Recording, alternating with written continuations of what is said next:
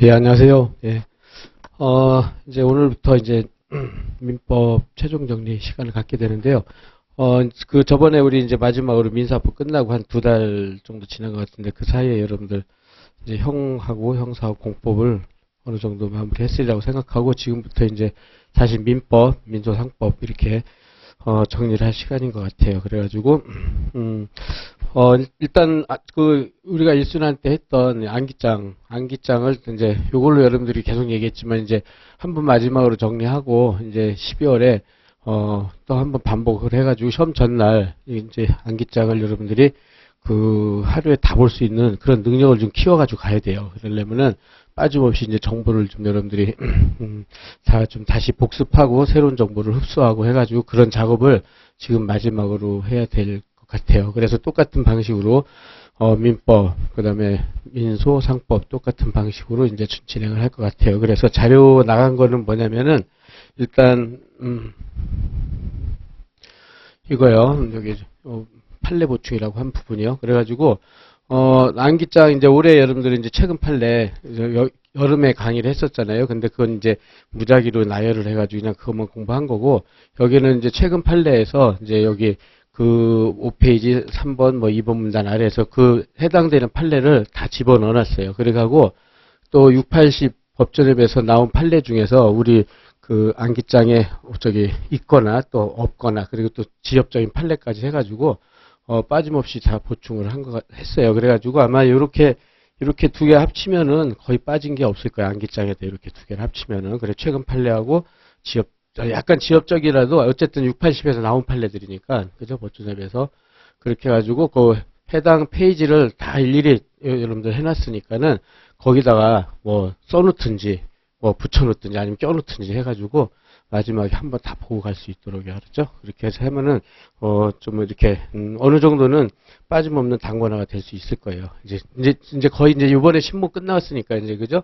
근데 이제 680 보면은 좀 이렇게 지역적인 판례들 우리가 어느 책에도 없고 또 어느 저기 뭐 판례도 아주 옛날 뭐 이런 것들도 내고 그러는데 그런 것들까지 다 뭐 빠짐없이 하는 건 불가능하니까는 그래도 하여튼 출제 가능하다 싶은 거는 거의 다 넣어놨어요. 그러니까 이거 2003년 판례 같은 거 이런 것들도 비슷한 판례인데 이런 것들 한번 확인해 둘 필요가 있는 것들은 웬만하면 다 집어넣어놨어요. 그래가지고 양이 뭐 이렇게 해서 보니까 이렇게 많은 건 아닌데 여러분들이 하여튼 이번에 확실하게 요거 해가지고 여러분들이 나름 요런 것 그 해당 파트에 자기가 아는 거면 안 써놓어도 되고 모르는 거다 좀 중요하다 그런 거에다 써놓고 또는 붙여놓고 하여튼 여러분 나름대로 단권화를 시킬 수 있도록 합시다. 그렇게 하고요. 그 다음에 이제 또 하나는 이건 사례인데요. 사례. 6모, 8모 우리가 저번 민법 마지막 끝날 때까지 8모까지 아마 기록을 아니죠. 사례하고 기록을 연습을 했을 거예요. 그래가지고 6모, 8모 여기서 이제 그때 우리가 이제 기본 사례집하고 최근 기출 사례까지 했었잖아요. 그죠? 그래서 이제 여기서 거기에 없는 것들. 그러니까 6모, 8모, 10모하고 뭐 최근 다른 뭐 문제에서 나왔다든지 최근 판례 문제라든지 그런 것들을 보충했어요. 그래서 이제 사례도 이걸로 연습을 하면은 여러분들이 사례도 거의 빠짐없이 장관화가 될 거라고 봐요. 그러니까는 어쩔 수 없이 양이 좀 많아졌는데 그건 뭐 어쩔 수 없죠, 여러분들이. 그래가지고 근데 이제 사례를 이거 풀기는 뭐 최종 정리 시간에 이거 풀기 어렵고 확인 정도 이 판례는 안기장 몇 페이지에 있는 판례인데 이 정도 논점이다 이런 식으로 해서 확인하는 정도로 해야 될 것 같아요. 이거는 도저히 뭐 시간이 도저히 안 될 것 같으니까 그래서 여러분들이 그 민총, 채총, 채갖고 해당 부분에서 끝날 쯤에 뭐뭐 중요하니까 그렇게 체크하고 여러분들이 해당해서 한 번만 풀어봐서 연습하고 모르는 거 잘 안 되는 거는 질문으로서 대체를 해서 여러분들이 이번에 그렇게 하면은 안기장, 판례, 그 다음에 사례까지 정리가 이제 거의 될 거라고 봐요. 그렇게 하고 그 기록 여러분들 기록에서는 기록은 뭐 따로 강의할 게 없잖아요. 그죠? 그러니까 기록은 따로 강의할 게 없으니까는 그때 아마 기록 강의할 때 제가 얘기했지만은 이렇게 기록 메모 박스 만드는 연습을 많이 했잖아요. 그죠? 그 중에서 제일 중요한 게 원고의 청구, 예상되는 주장 반박. 그죠? 반박 판례. 이게 제일 중요하다고 그랬잖아요. 그래서 요 반박 판례만 여러분들이 요거만 이렇게 따로 따로 이렇게 발췌를 해가지고 결국 요 판례만 알고 가면 기록은 어느 정도 쓰거든요. 그러니까 근데 그리고 기록에서 자주 출제되는 그런 판례들은 거의 그것만 출제가 되거든요. 그래서 요것도 조만간에 자료가 완성되는 대로 여러분 나눠 드릴 테니까는 이번 이제 하면서 선택형, 사례형, 기록형 완벽하게 대비를 해서 어쨌든 합격 점수를 맞을 수 있도록 그렇게 하도록 하겠어요. 예, 그래서 그러면은 이제 바로 그렇게 해서 하기로 하고 진행을 합시다. 그러면 이제 그래서 지금 6회인데 이제 그 아마 민총, 채총이 조금 길고 채강 물건이 좀 길고요. 그래가지고 친상까지 어떻게든 최대한 마지막까지 다 정리를 할 예정이니까 그렇게 해서 준비를 할 수 있도록 하겠어요. 예, 그럼 이제 맨 처음 민총부터 해보도록 합시다. 민총부터. 그래서 이제 1페이지부터 해가지고, 이제 맨 처음에 민법 1쪽, 이제 관습법부터요. 관습법 파트에서는 지금 이제 그거 뭐 강의처럼 막 할 수는 없고 여러분들이 중요한 것만 체크하면서 나갈 거예요. 그죠? 그래서 관습법이 성립되기 위해서 관행, 법적 확신, 헌법일 최상위 규범 전체 법질서 요게 있는데 여기에 대해서는 그나마 시험에 나올 거는 요 효력 상실이에요. 그리고 그렇게 하고 여러분들이 이순환 때 했던 기본 사례집이요. 사례에서 여기다 사례 번호를 좀 이렇게 체크해 드릴 테니까는 여러분들이 사례랑 요번 기회 마지막이잖아요. 그죠? 그러니까 요거 보고 사례만 한 번만 기본 사례집 했던 거 한 번만 확인해 가지고 요 부분이 사례로 나오는구나. 그 정도만 체크할 수 있도록요. 그래서 사례 번호를 간단히 체크해 사례 번호까지요. 사례 이게 1번이거든요. 이게 딱 관습법의 효력 상실이 그래서 관습법이라는 것은 그 사회 구성원들의 법적 확신 그죠? 그래서 거기가 관행이 법적 확신을 갖고 헌법 최상위 규범에 합치하는 그런 규범인데 이게 법적 확신이 약화되거나 소멸된다. 그렇게 해가지고 그래서 항상 중요한 게 그때도 얘기했지만은 그 관습법이 헌법에 위반해야 돼. 헌법을 최상위 규범으로 하는 전체 법질서 위반이 되는데 이게 키워드예요. 그래서 헌법 양성평등에 반하는 등 그런 거 헌법상 무슨 원리에 반한다. 그렇게 되면 헌법 최상위 규범 전체 법질서에 반하면 효력을 상실한다. 요거 좀 완기하시고요. 효력 상실. 그래서 그다음에 효력 상실이 됐을 때 소급표가 있느냐. 원칙은 장래요인데요. 원칙은 소급표가 부정되지만 중요한 게 이제 장애 사건이죠. 장애 사건에서는 당사자의 권리 구제를 해서, 그죠? 장애사건, 당사자의 권리 구제를 해서 소급표를 인정한다는 것 정도만 체크해두고, 요게 이제 결국은 나오니까, 이제 거기서 사례에서는 이렇게. 예, 그 다음에, 그렇다면 효력이 상실됐을 때는, 그러니까 맨 처음에 법률, 성문법, 관습법, 조리잖아요. 그래서 조리에 의해서 보충한다는 것. 그래서 조리에서 대표적인 게 종중구성원, 관습법이 성년 남녀에서 성년 남자에서 성년 남녀로 바뀌었잖아요. 그래서 성년 남녀로 그렇게 해가지고 여기 성년 남녀로 구성원이 된다는 것이 조리에 합당하다고 해서 조리로 보충한다는 거. 이게 이제 사례 풀이구조에서 사례 순서대로 이렇게 그대로 쓰면 돼요. 그런 다음에 그 다음에 이제 그렇다면 종중 구성원 여성들이 종중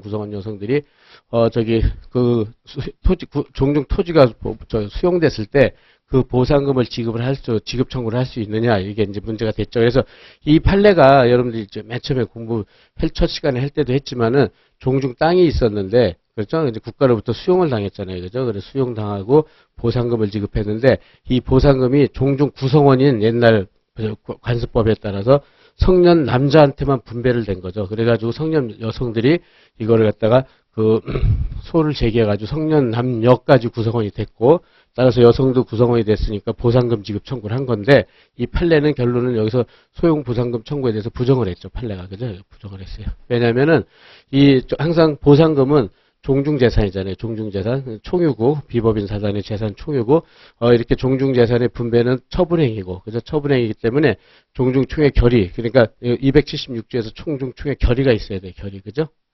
결의에 의해서만 처분할 수 있는데, 이 결의가 없으면 절대적 무효가 돼요. 분배 결의가 없으면, 이 처분행위가.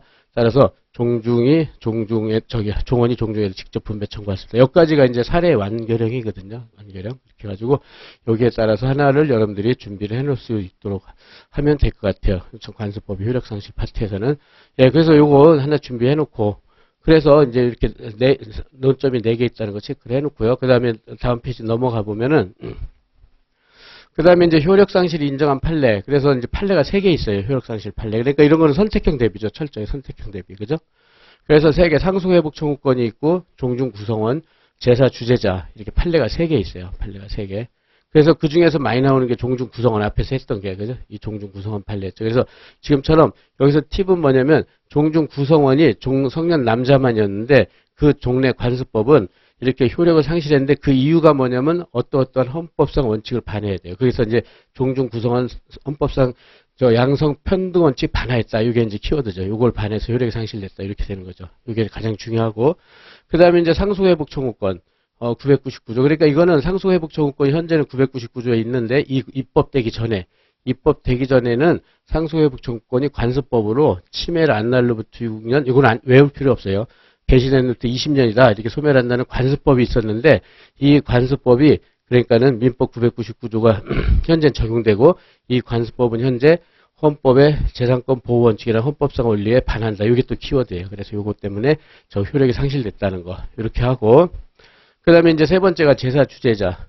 제사 주재자 요새 판례들이 많이 바뀌었죠. 그래서 여기에 대해서 종래 관습법들은 적장자가 가장 제사 주재자라는 종래 관습이 있었어요. 종래 관습이. 근데 이거는 적장자만 우선적으로 우선적으로 대우한다고 그래서 개인의 존엄과 평등에 반하는 헌법상 원리에 반한다고 해서 사형실이 됐어요. 그래서 효력상실 판례 3개 외우고 그 다음에 거기에 어떤 헌법상 원리를 반하는지 그 3개 외우고 그렇게 해서 딱 정리해놓으면, 이건 선택형 대비니까, 그죠? 이렇게 해서 딱 준비해놓으면 될 것 같아요. 예, 그죠? 요 정도로 해서 관습법 1조는 이렇게 해서 준비를 할 수 있도록 하고, 이 정도면 뭐, 사례나, 저기는 충분히 될 것 같아요. 그렇게 하고, 그 다음에 2조가 이제 신의칙이죠. 신의칙. 신의성실. 뭐, 이거 개념 모르는 사람은 없을 것이고, 그 다음에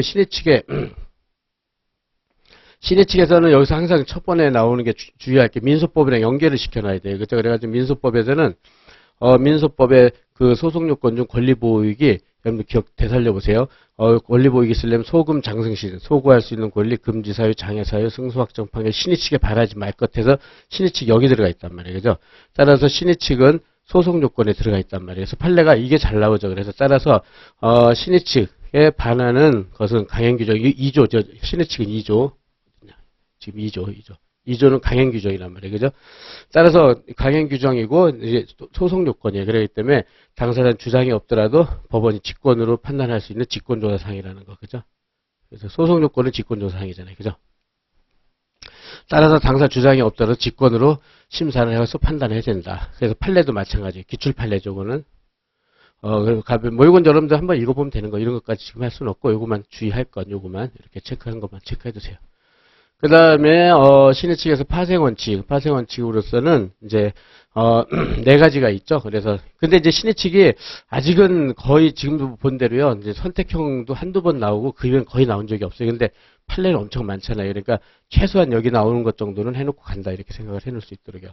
그래서 사정변경, 그 다음에 권리남용, 금반은 실효연칙이 있다. 그렇게 되고, 해가지고, 사정변경을 원칙으로, 사정변경의 원칙에, 로 인해서, 과연 그것이 지금 민법에 어떻게 적용되느냐, 사정변경 원칙. 그래서 사정변경 원칙을 통해가지고, 그게 사정변경 원칙으로 매매계약이나 계속적 계약을 해지할 수 있냐, 이게 문제가 되겠죠. 그래가지고, 매매계약과 같은 일시적 계약에서는 사정변경 원칙으로 그죠?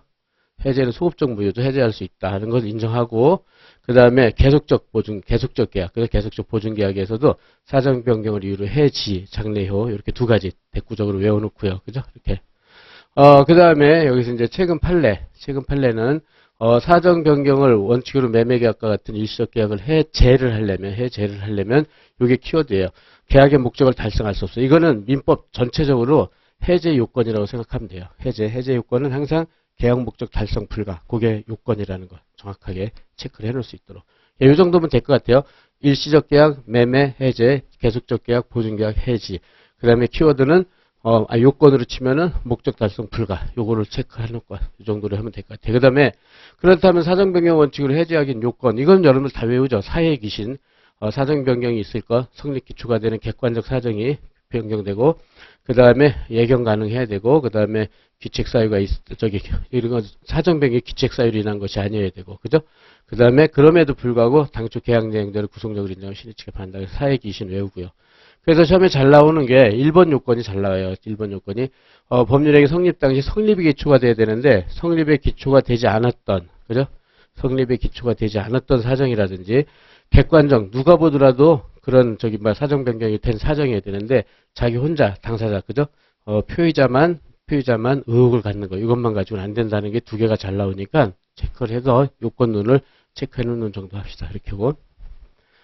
그래서 이제 그다음에 이제 최근 판례들이 많이 나왔죠. 그렇게 해가지고 주로 지금 사안에서 많이 나오는 건 객관적 요건, 그러니까 누가 보더라도 인정되는 사정 변경이 있어야 되는데 주관적 요건, 주관적 의혹만 가지고 하는 것들이 많이 나와요. 그래서 여기처럼 사정 변경 기초가 된 사정인데 그거 삼지 않거나 일방 당사자, 그러니까 주관적이잖아요, 그죠?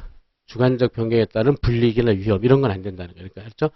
당사자 일방의 경제적 사정 변경이란 불이익이나 위험 떠안기로 한 사정은 주관적 사정이 불가능하기 때문에 안 된다. 그렇게 되고 또 마찬가지로 쭉 해가지고 아까 사회귀신 이번 예견 가능성이죠. 예견할 수 있었다. 예견할 수가 없었어야 돼요, 그죠? 그러면 안 되는 거죠. 그 다음에 예견 가능성이 있는지 일반적 추상적 판단이 아니라 하여튼 신의 측은 구체적 개별적 판단이라는 거, 그죠?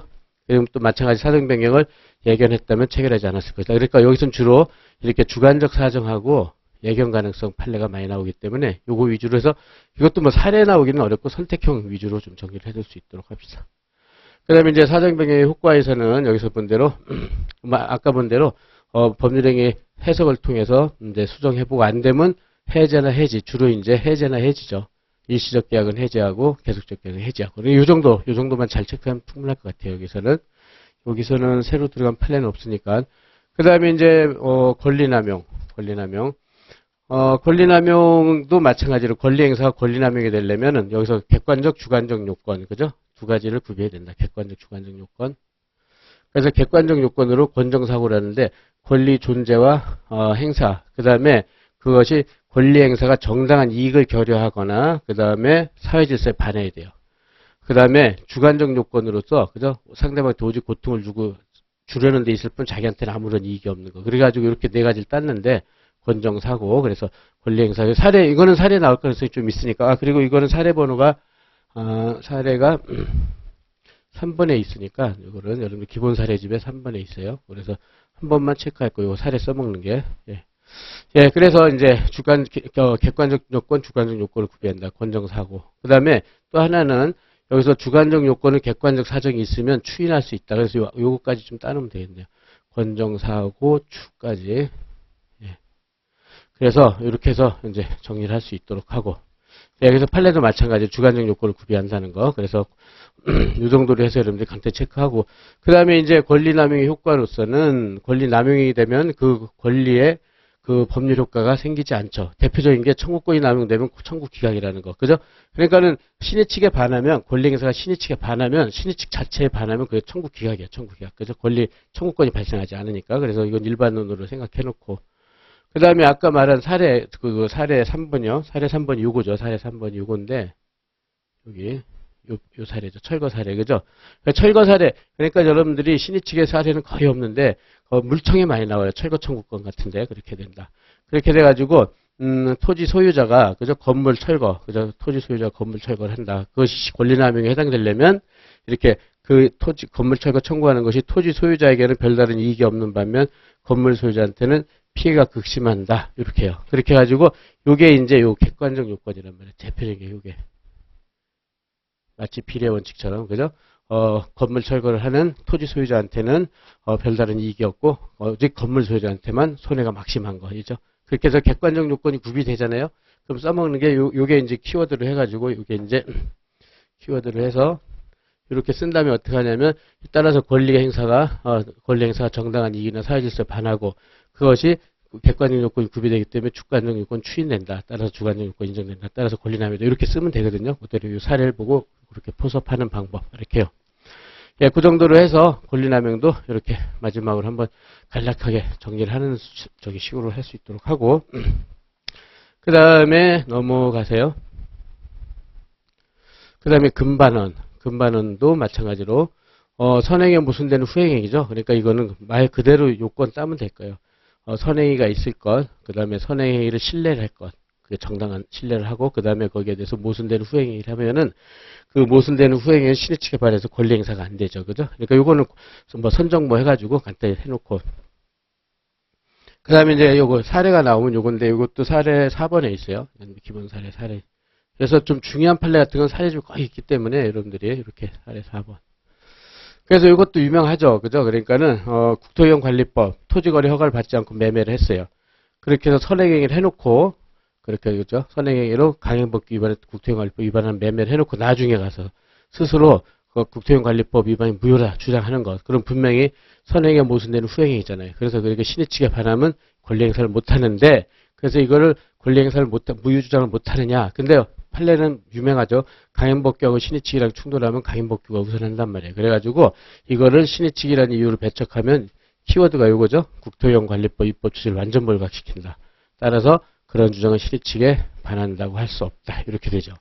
그래서 이거는 국토이용관리법에 관련된 판례인데 이제 아까 말한 대로 첫 번째 판례를 보면 여기요. 자료.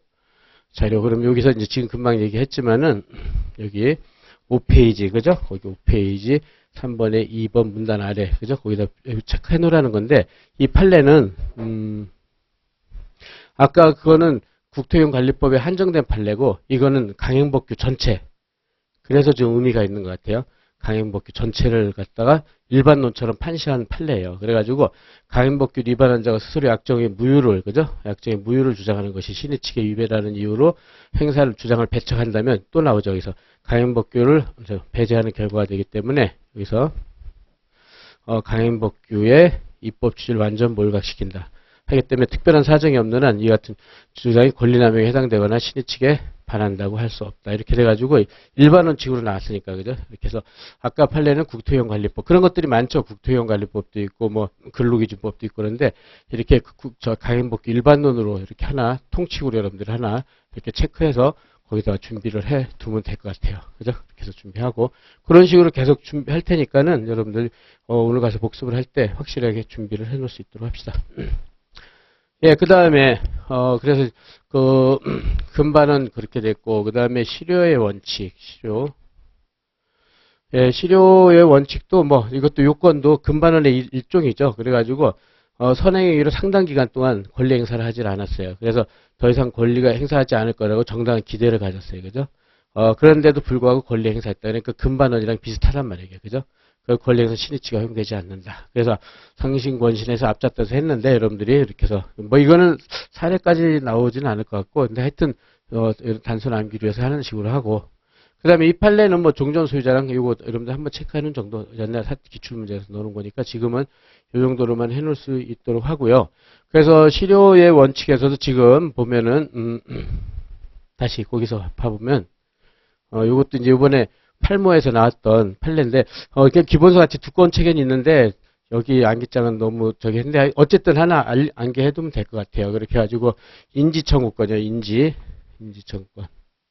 그러니까 실효원칙 5페이지 4번에 아래라고 그랬으니까 인지청구권은 뭐죠? 혼인외자를 혼인 중에 자를 인정하는 행위잖아요. 그죠? 이렇게 돼가지고 이거는 일신전속적 권리다. 그래서 포기할 수도 없다. 그래서 포기하더라도 효력이 발생했다. 그래서 인지청구권 포기가 허용되지 않는 이상 거기에 이게 키워드죠. 실효 원칙이 적용될 여지도 없다. 요것 때문에 요 간단히 인지청구권 하나만 준비해 놓읍시다. 그리고 어쨌든 한 번이라도 기출됐던 거는 나올 수가 있으니까 그렇게 준비를 해 놓을 수 있도록 합시다. 예, 그렇게 하고요. 그 다음에 넘어가서 다시 암기장으로 갑시다. 그 다음에 마지막 논점이 신의측.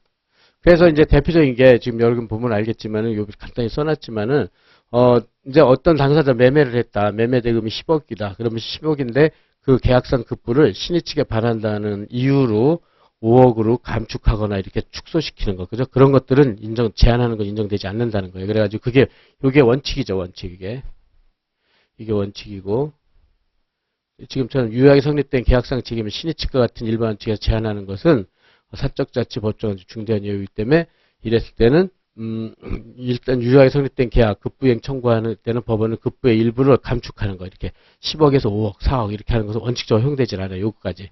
요게 원칙적인 모습으로 해놓고.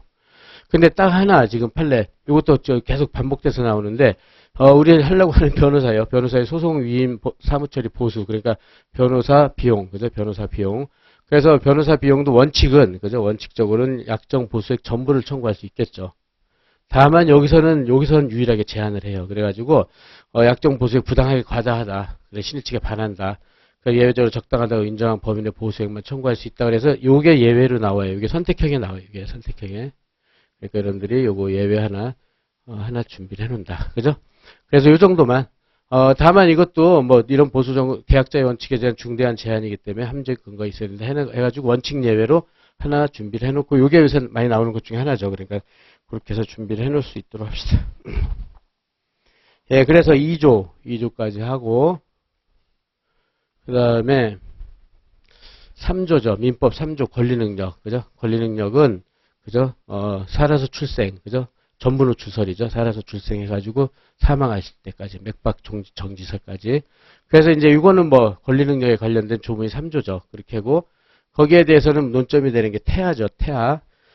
태아에 대해서는 뭐 이거는 여러분들 다 잘 할 테니까 태아에 대해서는 논점이 두 개죠. 권리 능력이 인정되는 개별적인 경우, 개별적 보호주의를 채택하기 때문에 개별적 보호되는 경우하고 시기, 그죠? 시기 두 가지가 논점이 되죠. 그래가지고 그 개별적으로 보호되는 경우가 손상유 세 가지가 있죠, 그죠? 손해배상, 상속, 유증. 여기는 태아의 권리 능력을 인정한다. 그래서 이미 출생한 것으로 본다. 이렇게 돼 있죠. 그래서 태아는 손해배상에서 이미 출생한 것으로 본다. 이렇게 되는 거죠. 예, 그래서 손해배상. 지금쯤 다 외우죠. 손해배상, 상속, 유증. 그죠? 이렇게. 그래서 태아는 살아서 출생한 것으로 본다. 그래서 불법행위. 불법행위에서 이제 첫 번째 키워드는 태아가 불법행위 손해배상에서 권리능력 인정을 내려면 손해배상이 직접 기속돼야 돼. 직접 기속이고, 직접 기속됐다. 그래서 직접 차 사고 같은 것으로서 모가 사고의 충격으로 부상을 입고 태아가 조산이 됐다, 사망했다 이런 거 직접, 그죠? 직접 자신한테 기속되는 게 재산적 손해 문제 나오는 거고, 두 번째는 정신적 손해. 그렇다면 정신적 손해. 중요한 게 태아는 아직 사람이 아니기 때문에 정신적 고통을 느낄 수가 없잖아요. 그래서 정신적 손해배상에 대해 태아가 손해배상 청구를 인정할 것이냐 해서 주로 이게 잘 나오죠. 그래서 태아도 이게 키워드가 이거죠. 장래 감수 가능성. 장래 감수할 것을 함정 기재할 수 있다. 그죠? 그렇게. 그때만 할 수 있다는 걸로 요거 선택형 지문으로 많이 나오니까. 그래서 정신적 손해, 재산적 손해, 정신적 손해 하나씩만 탁 체크해 놓고요. 그래서 보고 장래 감수 가능성, 장래 감수 함정 기재 그것만 좀 외워 놓으세요. 그다음에 상속 파트에서는 재산 상속 이미 출생한 것으로 본다. 그래서 상속과 똑같은 기능을 하는 대습 상속과 유류분 3개요. 3개. 상속, 대습 상속, 유류분권 3개 전부 다 살아서 출생한 것을 본다. 거기서 권리능력이 인정되고요.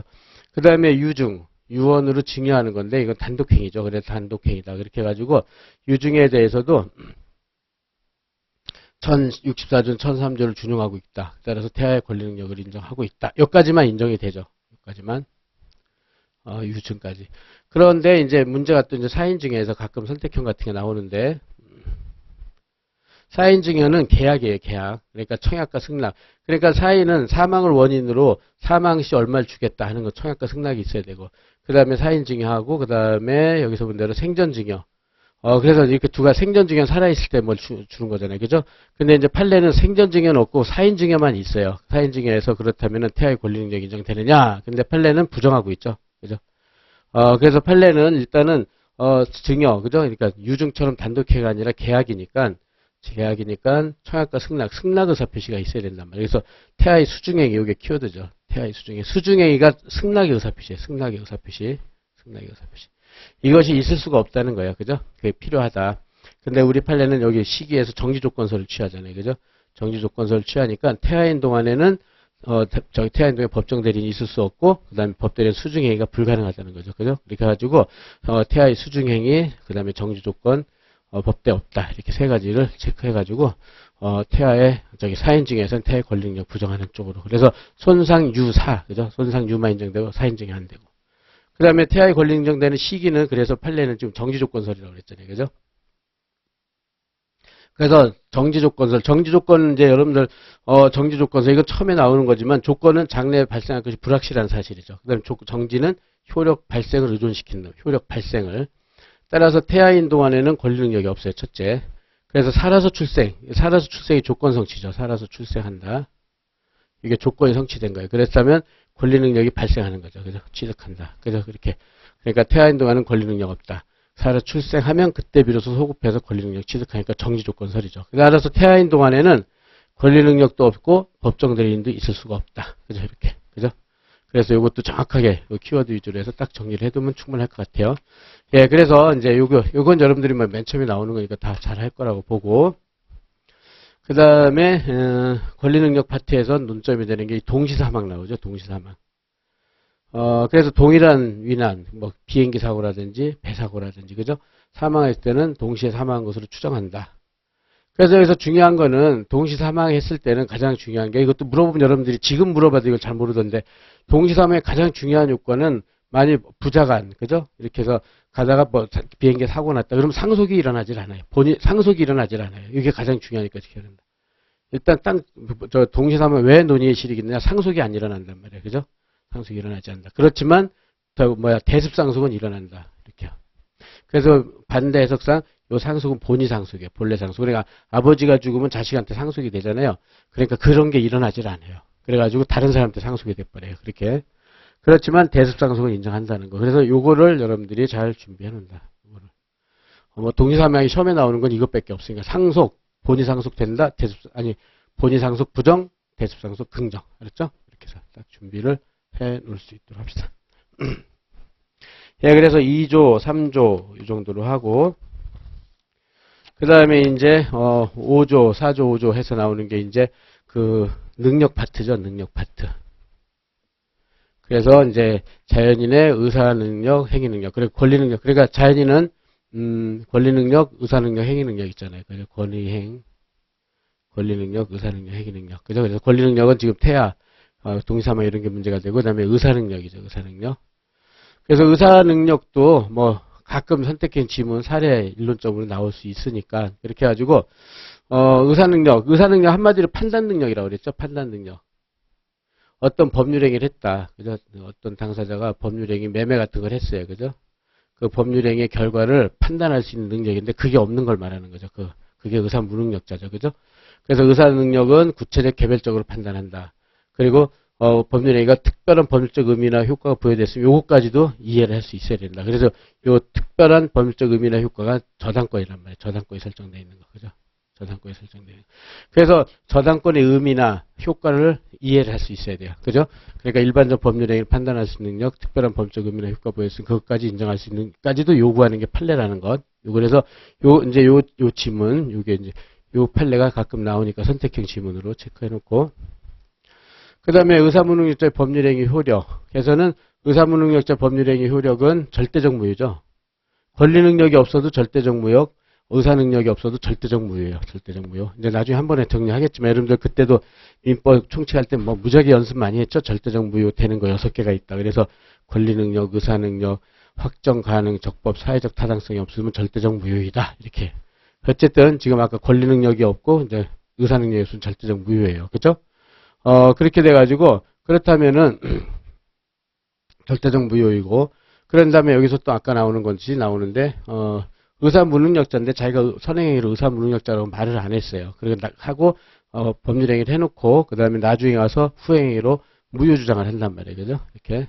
이것이 신의칙 근반환의 반환이냐. 근데 의사 무능력자 보호도 강행 규정에 있기 때문에 신의칙에 반하지 않는다는 판례, 요거 하나 또 기억해두고요. 그죠? 그래서 이제 여기서 요 말은 행위 무능력자도 취소를 할 수가 없어요. 그래서 행위 무능력자가 선행행위로 행위 무능력 행위를 해놓고 취소하는 후행행위를 하는 것도 취소를 하는 것은 신의칙에 반하지 않는다는 판례가 2개가 있어요. 이렇게 판례 2개.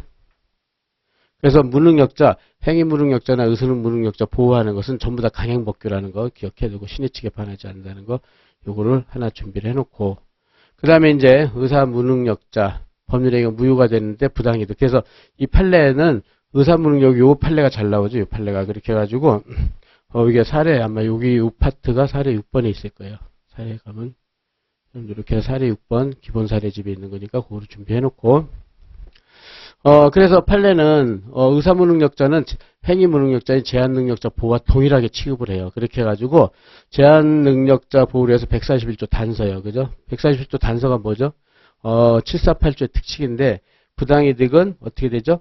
선의자는 현존이익만 반환하면 되고 악의자는 모든 이익에다 이자에다 지연손해까지 다 배상해야 돼요. 그죠? 근데 제한 능력자나 의사 무능력자는 선의 악의를 불문하고 현존이익만 반환하면 된다. 그죠? 그래서 의사 무능력 파트에서는 이게 제일 중요해요. 얘가 141조 단서를 유추적용한다는 판례. 요거를 제일 중요하게 생각하고 그래서 아마 이게 이제 요 사례 6번이 요 사례일 거예요. 요거. 의사 무능력자가 부동산 근저당 설정계약이고 금융기관의 금원을 차액하고 대여했다. 그러면 근저당 설정 계약은 의사 무능력 상태에서 무효이다. 그래서 금융기관은 원상 회복으로서 그죠? 현존이익 반환 청구할 수 있다. 141조 단서 판례. 그죠? 그래서 요거는 여러분들이 요 정도를 체크해서 사례 한 번만 확인만 좀 해주세요. 그렇죠? 여기서 나오니까. 그래서 141조 단서 유추 적용 요거 의사 무능력은 저게 제일 중요하다. 이렇게 딱 준비를 해놓고요. 그 다음에 이제 제한 능력인 행위 무능력 파트죠. 제한 능력 행위 무능력 파트.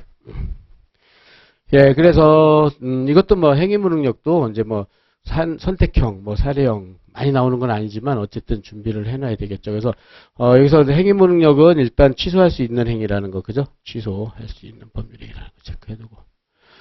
그 다음에 사례풀이 구조라고 하는 것들, 이제 그 중에서도 이제 그 앞에 것도 있지만 가장 전형적인 사례풀이 구조라고 하는 게 이거죠. 그래서 그렇지만 이렇게 사례풀이 구조 나온 거는 여러분들이 항상 암기를 좀 해놔야 돼요.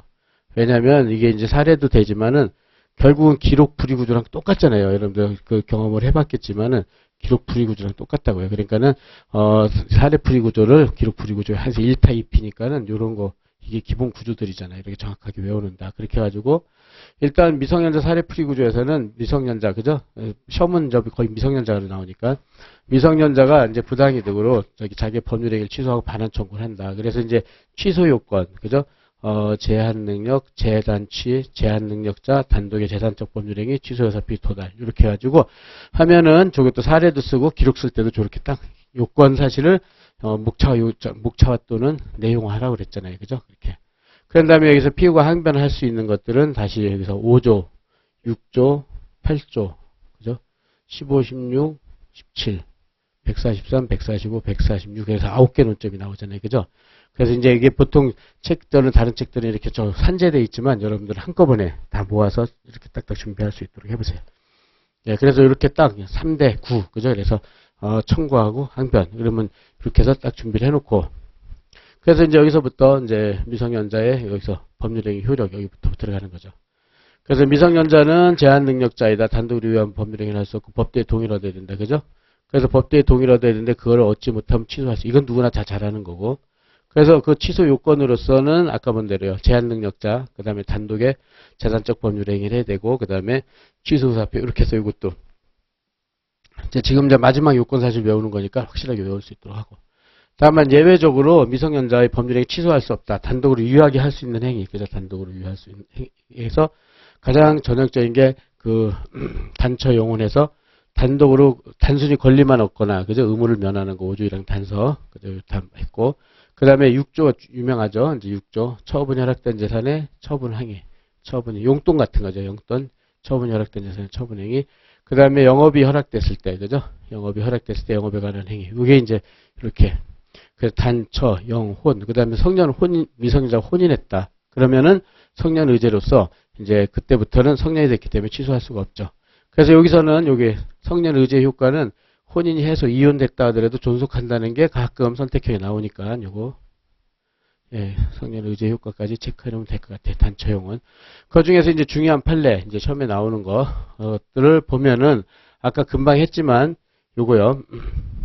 금방 얘기했지만 의사무능력자나 그다음에 제한 능력자, 그죠? 그걸 이유로 취소하는 것은 선행에 모순된 후행이다. 그래가지고 신의 측에 반하느냐? 그래가지고 판례 전형적으로 민법 5조는 강행법규다. 그죠? 그러니까 이걸 취소를 못하게 한다면 미성년자 제도 입법주의 완전 몰각시킨다. 따라서 취소 구하는 것은 신의 측에 위배되지 않는다. 그래서 오늘 하는 것 중에 그죠? 강행법규, 국토용관리법 일반 하고 의사무능력 그다음에 여기 세 개라는 것은 아까 국토용관리법하고 의사무능력하고 거기 저기 행위무능력을 취소하는 거 이렇게 세 가지가 있다는 거 정확히 체크하고요. 그 다음에 이제, 미성년자 파트에서는 카드, 그죠? 카드 사례가 많이 나오죠. 그래서 신용카드 가입을 하고, 그 다음에 신용 구매 계약을 하고, 그 다음에 가맹 계약을 하고, 이랬을 때, 첫 번째 나오는 건 구매 계약, 그죠? 구매 계약. 그리고 우리가 편의점 가서 신용카드 긁고 사는 거, 그죠? 그래서 미성년자가 월소득보험에서 신용 구매 계약을 하는 거에 대해서는 판례는 뭐라고 그러냐면, 이거는, 법정 대리인 부모들이, 그죠? 구매 계약을 하는 것은, 처분 허락받은 재산의 허락으로 본단 말이에요, 허락. 그 중에서도 묵시적 허락, 그죠? 묵시적 허락이라는 거. 그러니까, 묵시적 허락을 인정한 대표적인 판례죠, 이게. 그죠? 그래서 이것도 시험에 잘 나오죠, 그렇죠? 그러니까 선택행위나 잘 나온다. 따라 신용 구매 계약은 처분 허락받은 재산의 처분행위니까 취소를 못해요, 그죠? 취소할 수 없다는 거. 구매 계약이에요, 구매 계약. 이렇게. 묵시적 처분 허락받은 재산의 처분행위다. 이것도 기억하고. 그렇죠? 그래서 그래서 신용 구매 계약은 요런데, 또 문제가 잘 나오는 게 신용카드 가입 계약. 그죠? 이용 계약이 가입 계약이죠. 신용카드 가입 계약. 이거는 신용카드 구매 계약은 돈이 들어가니까는 이거는 처분 허락받은 재산의 처분행위인데, 신용카드 가입 계약은 돈 주고 가입하는 게 아니잖아요. 그렇기 때문에 처분 허락받은 재산의 처분행위를 안 봐요. 그러니까는 취소할 수 있어요. 그러니까 취소를 인정해요. 이용 계약은 취소 인정한다. 그렇죠? 구매 계약은 취소를 못해요. 처분 허락받은 재산 처분행위이기 때문에. 그러나 신용카드 이용 계약은 돈 주고 하는 거가 아니기 때문에 취소가 인정된다는 것. 그렇게 하고 신용카드 계약은 여기서처럼 3면 관계로 이루어졌다는 것. 그죠? 이렇게 신용카드 가입 계약, 이용 계약이라고 그러죠. 그 다음에 카드사하고 가맹점, 가맹계약, 구매계약 이렇게 3면 관계로 이루어져 있죠. 그래가지고 신용카드 이용 계약을 취소할 수 있단 말이에요. 그죠? 신용카드 이용 계약을 취소하면은 다른 계약, 가맹계약이나 그 밑에 구매계약이 전혀 영향을 안 줘요. 그죠? 그래서 요 신용카드 이용 계약만 취소가 되는 거예요. 그러다 보니까 신용카드 회사는 가맹점에다가 돈을 주고 그 다음에 그 가입한 회원한테 돈을 못 받고 그러니까는 손해를 입는단 말이에요. 그래서 그 유명한 이제 부당이득 사례로 나오죠. 그래서 이게 이제 선택형 사례로 나오는데 요 사례가 앞에 구매계약이랑 해가지고 사례 7번에 그죠? 사례 7번에서 이게 유명하죠. 앞에 구매계약도 그렇고 요 신용카드 이용계약도 7번에 나와요. 그래서 요 판례는 좀 여러분들이 잘 써먹어야 돼요. 그래가지고 신용카드 이용계약이 취소됐다 하더라도 카드 회원과 가맹점에서 체결된 매매계약, 이게 이제 신용 구매계약이죠. 매매계약은 유효하며 두 번째로 신용카드 발행인과 가맹점 사이에 신용 가맹계약, 가맹점 계약도 유효하다는 거예요. 유효, 둘 다 유효. 그죠? 이렇게 신용카드 이용계약이 취소됐다 하더라도 따라서 신용카드 회사만 손해를 입은 거예요. 따라서 신용카드 회원은 자신의 가맹점에 대한 그러니까 얘는 가맹점에서 돈 주고 판례보면 30만 원짜리 뭐 자전거 샀나 그랬죠. 자전거 있고 매매대금을 안 줘도 된단 말이에요. 그죠? 그래가지고 키워드가 요거라 그랬죠. 따라서 그 신용카드 회원은 가맹점에 대한 매매대금 지급 채무를 법률상 원인 없이 면제받는 이익. 이게 중요하다고 그랬어요. 그래서 만약에 사례가 나오면 키워드는 요거만 잘 써야 된다고 그랬잖아요. 그죠? 그래서 법률상 원인 없고 그 다음에 카드에서는 손해를 입고 그 다음에 가입 회원은 변제가 아니에요. 면제받는 이득을 얻었다고 할 것이다. 따라서 면제받은 매매대금 상대 부의반을 청구할 수 있다. 그래서 이거는 저 어느 정도 완전히 암기를 해서 여러분들이 이거 대비를 해놓는다. 출제 가능성은 지금까지 한 것 중에 이게 사례로 나오는 건 이게 제일 출제 가능할 거예요. 그러니까 이거 준비를 해놓고 예, 그 다음에 그렇게 해가지고 카드 사례 잘 해놓고요. 그 다음에 선택형에서 6조하고 8조 이게 잘 나오는데 뭐냐면은 그 처분 허락받은 재산하고 허락받은 영업에 관한 행위 해가지고요. 그래가지고 법정 대리인 대리권이 그대로 존속하느냐 이게 문제가 되는 거예요. 그래서 일반론으로 이렇게 법정 대리권, 그러니까 부모들이겠죠. 부모하고 미성년이 있는데 그 미성년이 성년이 되면은 이제 행위 능력자가 되잖아요. 그 순간 법정 대리권은 바로 소멸을 해요. 그래가지고 8조에서 보면은 어떻게 해석을 하냐면 미성년자가 법정 대리권 허락을 받은 특정한 영업에 관해서 성년자와 동일한 행위 능력이 있다. 성년자와 동일하다는 거예요. 그죠? 그러니까 성년자와 동일한 행위 능력이 있으니까 곧바로 성년자가 됐으니까 대리인의 법정 대리권 소멸한다. 이렇게 해석해버리는 거죠. 따라서 법정 대리인은 스스로 대리행위를 할 수 없다. 이렇게 해석하는데 이게 의외로 선택형이 많이 나와요. 그죠? 예, 그래서 알겠죠? 성년이 되면 법정 대리권 소멸한다. 그러니까 대리권 행사할 수 없다. 그러니까 8조와 허락받은 영업이 그렇게 돼 있다는 거예요. 근데 6조 처분 허락받은 재산의 처분행위는 그런 규정이 없어요. 그죠? 그냥 여기는 6조 처분 허락받은 재산에 대해서는 유효하게 행위를 할 수 있다. 그죠? 그렇게만 돼 있지 성년자와 동일한 행위 능력이 있다. 이런 말이 없단 말이에요. 그러니까 여기는 여전히 대리권이 존속하죠. 따라서 법정 대리인은 여전히 유효하게 대리행위를 아직도 할 수 있어요. 그죠? 이렇게 해서 둘을 비교해 놓고 이런 것들 틀리면 이거 말이 안 되니까 이렇게 둘 다 준비를 해놓는다. 알았죠? 그렇게 준비를 해놓고 예, 그 다음에 피성년 후견, 피한정 후견 요거는 제가 막 강의할 때 그랬지만 이거는 너무 양도 많고 이것 때문에 노력을 기울이지 말라고 그랬죠. 그냥 여러분들이 뭐 조문을 일독하든지 요거만 한번 일독하든지 그죠? 왜냐하면 시험도 거의 안 나오는데 제대로 하려면 양이 너무 많다. 그래서 이거는 여러분들이 한번 일독하는 정도로 해서 포기를 하든지 그 정도로 하는 걸로 하겠어요. 예, 그렇게 해가지고 제한 능력. 그래서 그것보다 이제 행위 능력 이거는 조문 전부 다 조문이에요. 조문 한번 확인하는 정도. 그런 여러분들이 한번 체크하는 걸로 하고. 그래서 이제 저기 취소 상대방, 제한 능력 상대방의 보호 방안으로서 아까 왼쪽에는 9개에서요. 그죠? 그렇게 해가지고 지금처럼 여기까지가 이제 아까 미성년자가 취소하면 5조, 6조 법대의 동의가 없다. 처음 허락받은 재산 8조 허락받은 영업에 관한 행위다. 그 다음에 나오는 게 15조. 그죠? 16, 17, 141, 143, 145, 146 이런 논점들이 나오는 거죠. 그래가지고 그게 어떻게 되냐면은 미성년자 상대방 보호라는 측면에서 교과서 설명을 하는데 일반적 보호 방안이라는 건 취소할 수 있는 범위가 총 4개 있단 말이에요. 그죠? 제한 능력, 차고 사기 강박 이렇게요. 그죠? 그래가지고 여기 전부 다 모두 적용되는 거죠. 그래서 제한 능력, 차고 사기 강박에 적용되는 것으로서 취소를 제한할 수 있는 게 뭐 있느냐? 3개가 있죠. 143 추인은 취소하지 않겠다는 의사표시잖아요. 그죠?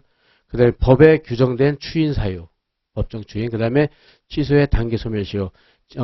추인할 수 있는 날로부터 3년, 행위 10년. 그죠? 그랬을 때는 취소를 못 하잖아요. 그래서 이거는 3개를 통해 가지고 상대방을 보호한다. 그래서 이거는 뭐 취소할 수 있는 법률이 모두 적용되니까 일반적 보호 방안이다. 이렇게 얘기를 해서 이건 나중에 취소해서 다시 나오니까 보기로 하고. 그 다음에 이제 고유의 보호 방법은 행위 무능력, 제한 능력에만 적용되는 거예요. 그래서 15, 16, 17은 제한 능력에만 적용되고 차고 사기 강변 적용 없다는 거. 이런 것도 선택형 나왔을 때 해놓으면 정리해놓으면 굉장히 유용하게 써먹어요. 그러니까 이렇게 딱 준비를 해놓고. 그 다음에 이제 촉구권 15조. 이거는 여러분들 조문 확인하는 수밖에 없으니까. 그죠? 그래서 촉구를 하고 상당 기간 내 1개월 기간 정하에서 최고 여부를 확답을 촉구하고 안 하면 뭐 추인을 간주한다 뭐 이런 거 있잖아요. 조문으로 확인해놓고. 그 다음에 철회 거절권까지. 그래서 이거 조문으로 확인하고. 그래서 이건 조문 확인하고 잘 나오는 게 이제 17조. 속임수가 잘 나오죠. 17조. 그래서 본주의 취소권이 배제되기 위해서는 제한능력자가 속임수를 썼어야 된다. 그래서 첫째 속임수 쓰고. 그 다음에 또 여러분 주의할 게 요거죠. 2번이 중요해요. 2번. 별거 아닌데도 이거 가지고 이게 선택형이 의외로 잘 나와요. 그러니까 제한능력자가 자기를 능력자를 믿게 하는 거예요. 여기는 3명이에요. 3명. 그래서 미성년자든 피한정이든 피성년 후견이든 3명 다 제한 능력인데 능력자를 믿게 했다. 그러면 취소권이 배제돼요. 그 다음에 두 번째는 뭐냐면은 미성년자나 피한정 후견 2명이에요. 2명. 피한정. 그래서 동의가 있는 걸로 거짓말 치는 거예요. 동의가 있는 걸로. 여긴 2명. 3대2. 근데 여기서는 피성년 후견인은 제외되는데 왜 그러냐면 피성년 후견인은 동의를 얻어도 취소할 수 있기 때문에 얘는 이제 제외가 되는 거예요. 그래서 3대2 선택형 지문 확실하게 그죠? 그래서 능력자를 믿게 하는 건 3명, 동의가 있는 걸 믿게 하는 건 2명 이렇게 해서 단순하게 해놓을 것 같다. 그렇죠? 그래서 그거 체크해놓고 그 다음에 속임수의 의미에 대해서 판례는 적극적 사기수단, 적극적. 그러니까 위조, 변조 그런 것 정도는 해야 돼요. 그래서 소극적은 안 돼요. 침묵하거나 아무 말도 안 하거나 부작위를 하는 거. 그죠? 요것도 이제 선택형에 많이 나왔죠. 기출이 많이 된 거는 계속 반복해서 나오니까 체크를 해놓고요. 예, 그래서 적극적으로 기망한 것은 근데 상대방에서 당연히 증명 책임지겠죠. 제가 위조 변조했다는 거, 뭐 가족관계 등록부를 위조나 변조했다는 거 이렇게 해가지고 그죠? 그렇게 해가지고 하고 그 다음에 이렇게 되면 취소할 수가 없어요. 그죠? 취소할 수가 없다. 그래서 15, 16은 조문 아까 말 거기다 좀 써놓으라고 그랬는데 옛날에 그 일순환 때 써놨는지 모르겠는데 그걸로 한 번만 일독하고 그죠? 17조는 정확하게 2개 딱 체크해놓고 예, 이 정도로 하겠어요. 그렇게 하고 법대 예, 법대는 1시간 정도 지났으니 좀 쉬고 이제 진행하는데 지금 최종 정리라서 지금 첫 시간이라서 좀 천천히 한 거고 엄청 빨리 해야 돼요. 그래야지 여러분들 특히 그 일순환 때 친상을 잘 많이 안 해가지고 친상을 요번에 좀 많이 좀 시간을 들여서 할 거니까는 친상 좀 할 테니까 그 앞부분은 좀 여러분들이 좀 빨리 진행할 수 있도록 하겠어요. 그럼 10분 쉬고 진행합시다.